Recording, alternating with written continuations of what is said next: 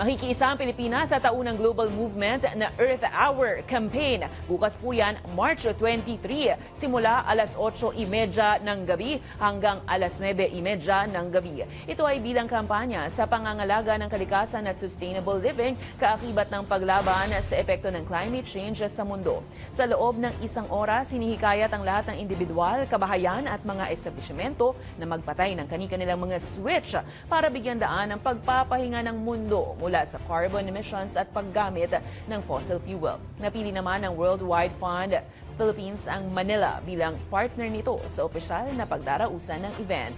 Samantala, nagbigay naman ng pahayag ng pagkikiisa ng Department of Health kung saan marami sa mga empleyado nito ang makikiisa. Target na mabit ng buong mundo ang record ng 2023 kung saan umabot sa 190 na mga bansa ang nakiisa sa hindi paggamit ng kuryente na may kabuang 410,000 hours. Nagsimula ang Earth Hour campaign noong 2007 sa Sydney, Australia, hanggang sa maging pangmalawakang advokasya na kontra global warming.